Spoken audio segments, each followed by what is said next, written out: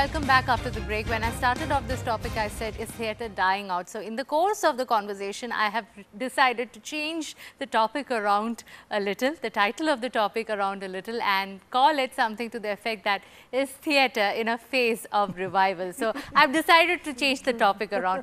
Now, getting into the topic right away, I'm getting a clap here. Getting to Hima right away. Hima, Apurva Ragathilalla aa character അത് play ചെയ്തപ്പോഴുള്ള എക്സ്പീരിയൻസും വിസബി theatre, how do you differentiate it? Differentiation എന്ന് പറഞ്ഞാൽ തീർച്ചയായിട്ടും അതിന് രണ്ട് മാധ്യമങ്ങളാണ്. അപ്പം അതിൻ്റെതായ വ്യത്യാസമുണ്ട്. പക്ഷേ ഇപ്പം നാടകക്കാരി ആയതുകൊണ്ട് എനിക്ക് ഒരുപാട് ഗുണങ്ങളാണ്. ഞാൻ ട്രെയിൻഡ് ആണ് വേറെ. അപ്പോൾ എനിക്കൊരു ക്യാരക്ടർ കിട്ടിയാൽ എങ്ങനെ അപ്രോച്ച് ചെയ്യണം, പിന്നെ അതിൻ്റെ ഒരു ടെക്നിക്കൽ വേയിലേക്ക് അതിനെ കൺവേർട്ട് ചെയ്യേണ്ട ഒരു ബാധ്യത എനിക്കുണ്ടായിരുന്നു. എങ്കിൽ പോലും അതിനെ അപ്രോച്ച് ചെയ്യുന്ന രീതി, വെറുതെ ഒരു ക്യാരക്ടർ കിട്ടിയ വെറുതെ എനിക്ക് തോന്നുന്ന രീതിയിൽ ചെയ്യാമെന്നല്ല, അതിനെക്കുറിച്ച് ചിന്തിക്കാനും അതിനെ വേറൊരു പ്രൊഫഷണൽ വേയിൽ ഒരു നോക്കാനും എന്നെ പ്രാപ്തമാക്കിയത് എന്തായാലും തിയേറ്ററാണ്. അപ്പം അതിൻ്റെ ചേഞ്ച്, പക്ഷേ ഇതിന് രണ്ടിനുമുള്ള ചേഞ്ച് എന്താണെന്ന് നമ്മൾ കൃത്യമായിട്ട് മനസ്സിലാക്കിക്കണം. നാടകം ചെയ്യണമെങ്കിൽ ഓൺ ദി സ്പോട്ട് ആൾക്കാർ വരുന്നു, നമ്മൾ അഭിനന്ദിക്കുന്നു.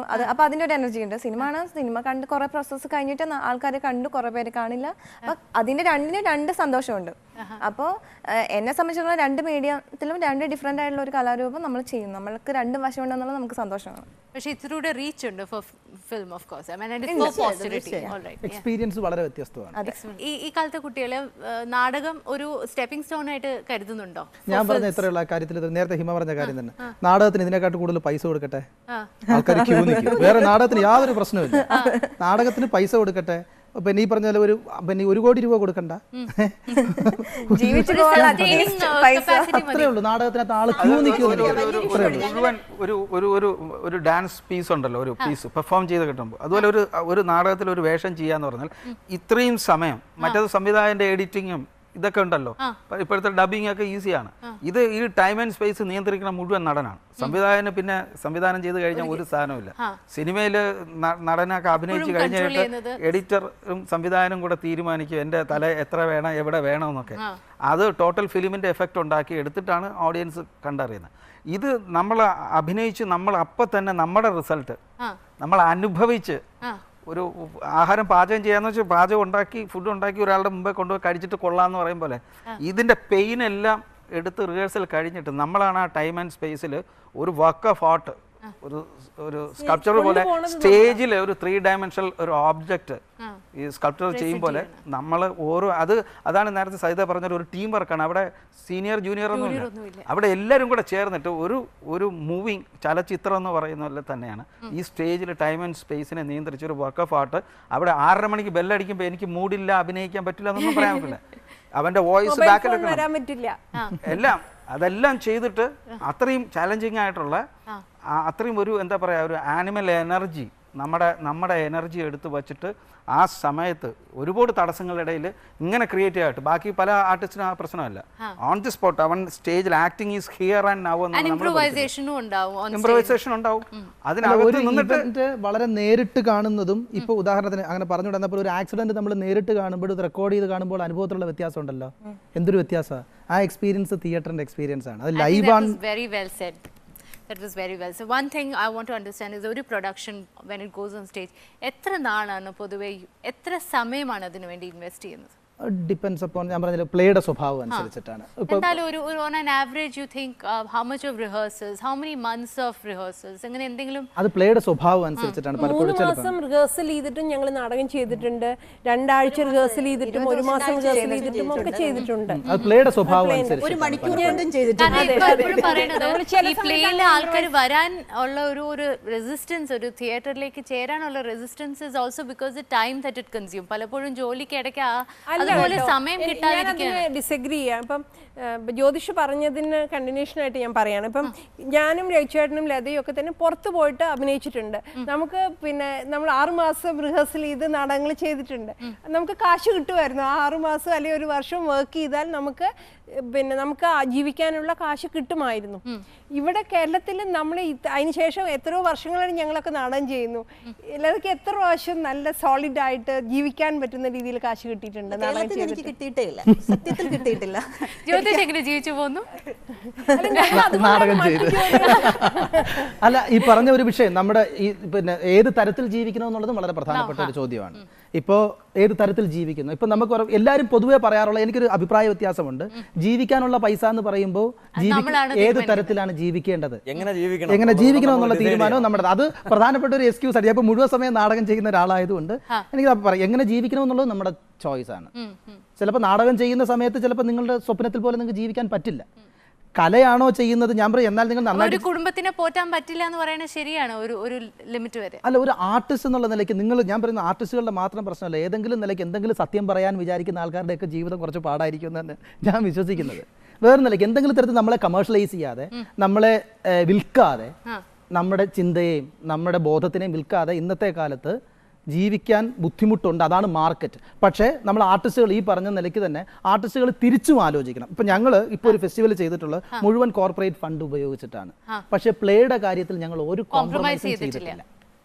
അപ്പോൾ ഞങ്ങൾ അതിൽ നിന്ന് ഓടിച്ച് വലിയ പറഞ്ഞിട്ട് ഒന്നും ചെയ്യാതിരിക്കുന്നതിനേക്കാൾ ഒരുപക്ഷെ മാർക്കറ്റിനെ എങ്ങനെ ഗുണപരമായി ഉപയോഗിക്കാമെന്നും. പക്ഷേ പലപ്പോഴും ഈ തിയേറ്റർ ആർട്ടിസ്റ്റിന് ഇത്രയും ഈഗോയിസ്റ്റിക് ആയിട്ട് ദേ ഡോണ്ട് റീച്ച് ഔട്ട് എന്നുള്ള ഒരു അലിഗേഷനും കൂടിയുണ്ട്. ഞാൻ പറയുന്നത് ഈ സമയത്ത് ആർക്കും ഈഗോ ഒന്നും ഇല്ല. കുറച്ച് ഈഗോ ഉള്ളത് നല്ലതാണെന്ന് ഞാൻ വിചാരിക്കും. എല്ലാവർക്കും ഈഗോ, കമേഴ്ഷ്യൽ ആർട്ടില്ല, ഫൈൻ ആർട്ട്, എല്ലാ ആർട്ടും ഒക്കെ ചേർന്ന് എല്ലാം കച്ചവടമാണെന്ന് പറഞ്ഞുകൊണ്ടിരിക്കുന്ന സമയത്ത് കുറച്ച് ആൾക്കാരെങ്കിലും കുറച്ച് ഈഗോയൊക്കെ ആയിട്ട് നിൽക്കുന്നത് നല്ലതാണെന്ന് എനിക്ക് തോന്നുന്നു. നേരെ തിരിച്ച് എനിക്ക് തോന്നിയില്ല. കേരളത്തിൽ അധികം ഈഗോ കാണിക്കാത്ത ആളുകൾ കേരളത്തിലെ തിയേറ്റർ ആർട്ടിസ്റ്റുകളാണ്. കാരണം പേയ്മെന്റിന്റെ കാര്യമൊക്കെ എടുത്ത് ഞാൻ നേരത്തെ പറഞ്ഞ പോലെ സിനിമയുടെ ആളുകൾക്ക് കൊടുക്കുന്ന പേയ്മെന്റിന്റെ പകുതി ഞങ്ങൾക്ക് തരുമ്പോൾ പോലും ചോദിക്കും, അയ്യോ ഇത്രയും വേണം, ഇത്രയും വലിയ തുകയോ?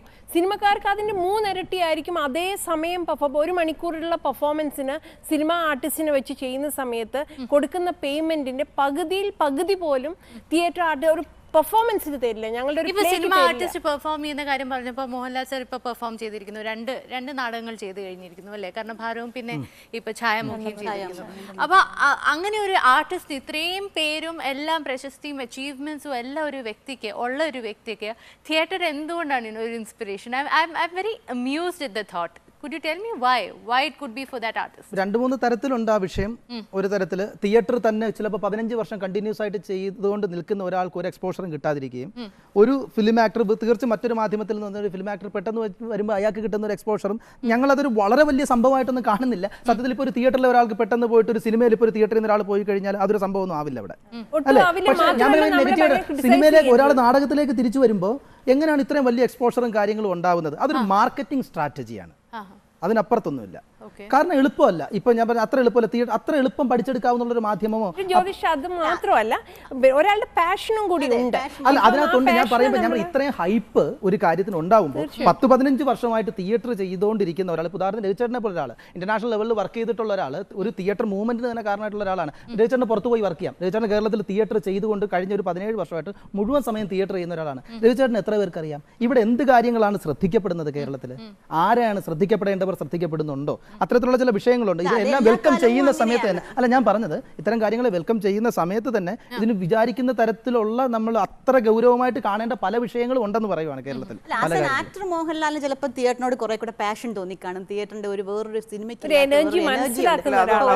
അതുകൊണ്ടെന്നാണ് എനിക്ക് തോന്നിയിട്ടുള്ളത്. അതുകൊണ്ടായിരിക്കും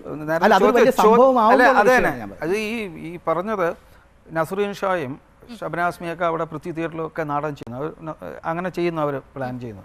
എന്തുകൊണ്ടെന്ന് നേരത്തെ പറഞ്ഞ ചോദ്യമല്ല, ഈ സിനിമയിൽ കിട്ടാത്ത എക്സ്പീരിയൻസ് ആഗ്രഹിക്കുന്നവരായിരിക്കും. വെറുതെ പണമൊക്കെ ഉണ്ടല്ലോ, അപ്പോൾ ആ ഒരു വശം കൂടെ ഉണ്ട്. പക്ഷെ അത് എങ്ങനെ പ്ലേസ് ചെയ്യുന്നുള്ള കാര്യങ്ങളാണ് ജോഷി പറഞ്ഞത്. പക്ഷെ ആ ഒരു സാധനം വളരെ പ്രധാനമാണ്. അല്ല, ഞാൻ ഇത്ര മാത്രമേ ഉള്ളൂ. ഒരു മാധ്യമത്തിൽ ഇപ്പൊ നിങ്ങൾക്ക് പിന്നെ അത്ര എളുപ്പമായിട്ട് ഞാൻ കഥകളിക്ക് എനിക്ക് പോയി വേഷം ചെയ്യാൻ പറ്റുമോ? ഞാൻ പറയുന്നത് തിയേറ്റർ അത്ര തിയേറ്റർ പഠിക്കേണ്ടതും മനസ്സിൽ അത്ര ഈസി ആയിട്ട് വന്ന് ചെയ്യാൻ പറ്റുന്ന ഒരു മാധ്യമവും അല്ല. നാളെ ഞാൻ കഥകളിയിൽ പോവുകയാണ്, എന്തുകൊണ്ട് പറ്റില്ല? അപ്പൊ ഞാൻ പറഞ്ഞ സിനിമ പഠിക്കണം, നാടകം പഠിക്കണം എന്ന് പറയുന്ന പോലുള്ള ഉറപ്പായിട്ടും. Well, when we decided on taking up this topic, the first thought that came to me and to my team is that, is it going to be a very dry episode? Do we really understand theatre?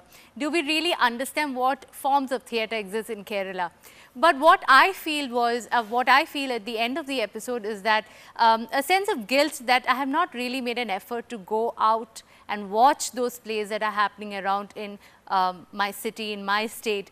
Until unless I make an effort to do so, I will not be able to be in a position to judge for myself whether theatre actually suits my taste or not. Let's just take that little step. Next time we have a good play in our city and keep ourselves a little aware about the goings on in our city, especially when it comes to theatre, art or culture. On that note, it's time to wrap up the show. We'll see you next week with a fresh new episode on Talking Point. This is Dhanya Verma signing off.